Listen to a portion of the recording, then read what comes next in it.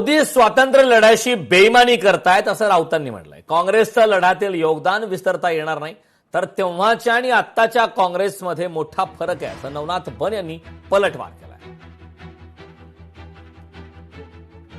जर मोदींचा आरोप काँग्रेस पक्षावर असेल तर ते स्वातंत्र्य लढ्याशी बेईमानी करत आहे.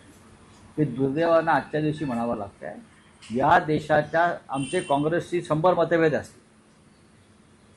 असू शकतात, पण देशाच्या स्वातंत्र्य लढ्यातील काँग्रेसचं योगदान हे कोणालाही हिरावून घेता येणार नाही. स्वातंत्र्य लढ्यामध्ये देशभक्त होते, स्वातंत्र्य लढ्यामध्ये काँग्रेसचं योगदान होतं, परंतु तेव्हाची काँग्रेस आणि आत्ताची काँग्रेस याच्यामध्ये जमीन आसमानचा फरक आहे. स्वातंत्र्य लढ्यामधली काँग्रेस ही देशभक्तांची काँग्रेस होती आणि आत्ताची काँग्रेस जनाब संजय राऊत तुमच्यासारख्या देशद्रोह्यांच्या जीवावर चालते. कारण तुम्हाला भारतीय स्वातंत्र्याचा अभिमान नाही.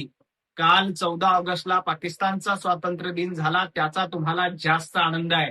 त्यामुळं आताची काँग्रेस भ्रष्टाचारी, आताची काँग्रेस देशाला लुटणारी काँग्रेस आहे. म्हणून या काँग्रेसला घरी बसवलं आणि पंतप्रधान नरेंद्र मोदीजींच्या सक्षम आणि स्वच्छ हातामध्ये देश पुन्हा एकदा उभा आहे.